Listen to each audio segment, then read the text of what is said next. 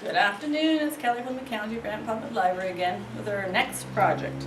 So today we're doing Kelly's version of Mosaic. It's always Kelly's version of something. So sunflowers, because we're doing it in fall, I thought would be kind of a fun little project to work on. So you're going to get a squarish canvas. You're going to paint it black. Entirely up to you if you want to paint it black. I like the black background, but if you want to leave it white, entirely up to you. Okay, so we're going to start with sunflowers. I started with the largest version of the mosaic first. I found that was the most easiest way to do it. So you're going to get a sheet of patterns, sunflowers, your choice.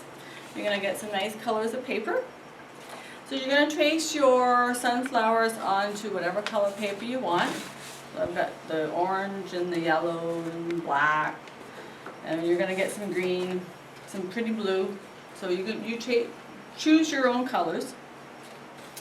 Okay, so the big trick is you want it to kind of look like mosaic, so you need to have the space between your petals. Okay, so after you've traced, and you're gonna actually trace the center too on the black, or you can draw your own. Hey, if you're good at drawing, draw your own. That's the best way to do it if you can do it. I'm just not a very good drawer. So you're gonna cut this out, and the trick of cutting is you're gonna cut on the line, and then you're gonna give yourself some space between each one. Okay? The reason I drew the center in is so that I didn't go too far, okay? So you can kind of get the idea that you're going to give a little bit of space between each one. You see it's just a little different. Okay? So then you're going to set up how you want your flowers on your canvas. The canvas you get is going to be a little bit smaller than you want this one here. I didn't add any stems on mine, but if you want to add a stem, feel free. The leaf is the same. You're going to get a couple different versions of leaves. So I've just added slits in mine. Or if you want, just cut your own. Okay. And if you want, another thing to do is actually do two different sides, two different greens on your leaf, or fold it over to make it look like it's bent over. Okay, so set up your canvas how you want with your flowers first. Okay, and then you're going to glue them on. So you can glue it on one of two ways: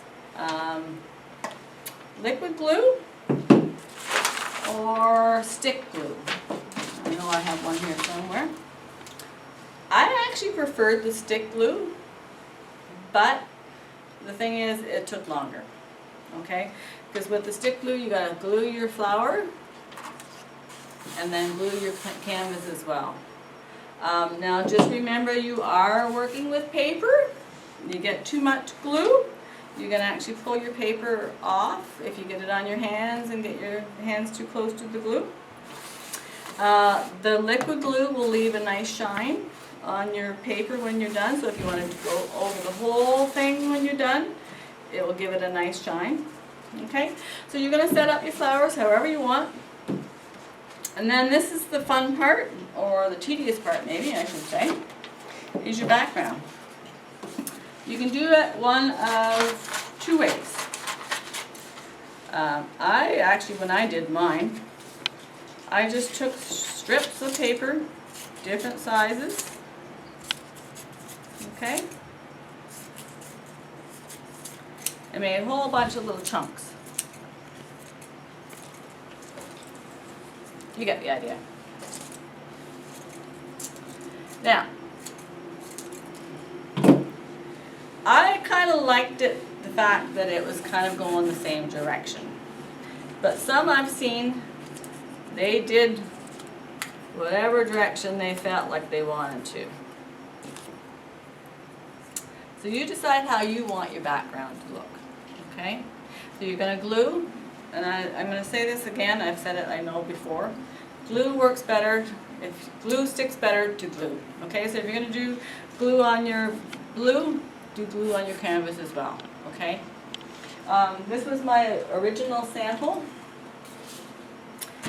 This is finished, and I did with construction paper, but it does change color when you get it wet. But it was fun. It was a fun project. Takes a little bit of time, but when it's done, it's going to be so pretty. Have fun. See you later.